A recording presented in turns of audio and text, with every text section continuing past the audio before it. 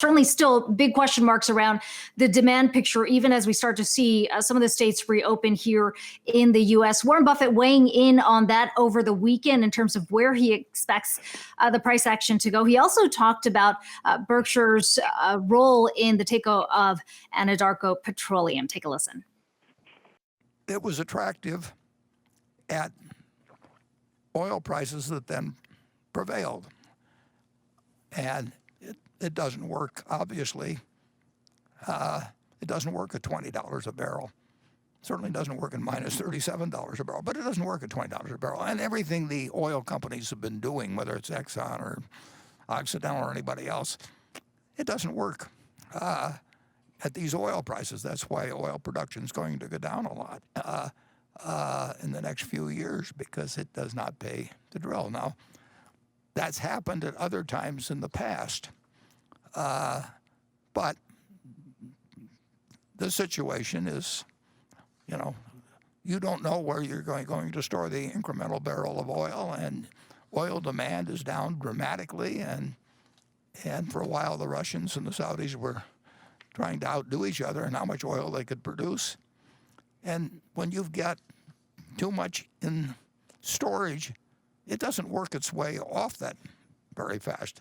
Now, you will have production of oil go down in the United States significantly. It does not pay to drill in all kinds of formations that paid before, and it doesn't pay to have paid the price that oil was trading at in the ground a year or two ago. And to that extent, if you're an Oxy shareholder, or any shareholder in any oil-producing company,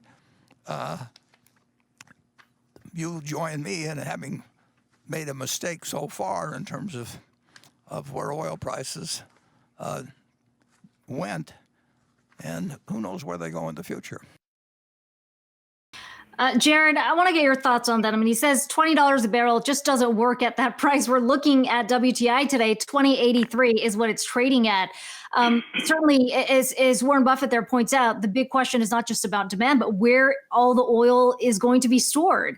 How do you see some of those comments that we got from him today reflected in the market? Well, it's a pretty simple economic principle that market's clear. So you don't necessarily need everybody in cahoots, some cartel to limit production. The markets are going to clear eventually, but it's going to be a painful process. We've already seen three bankruptcies, or at least hints of bankruptcy so far in this sector. I'm looking at Occidental Petroleum right now on the Wi-Fi Interactive, down 62% year to date. But we have some that are down more. Whiting Petroleum, for instance, down probably 83% year to date. They filed for bankruptcy. There have been some reports that Diamond Offshore Drilling will file for bankruptcy, and so you're going to see a lot of voluntary production cut, but only after significant economic fallout. And we're just in the beginning stages of this. I think there's still a lot of credit risk out there in this space. But I would mention one more thing, that Warren Buffett is making 8% of his $10 billion loan to Occidental Petroleum. So that's $800 million a year. And when you look at Warren Buffett's positions, it's not just a straight ownership of Occidental. He's usually getting a side deal, and that's where he makes his money. And I think he'll come out whole on this eventually.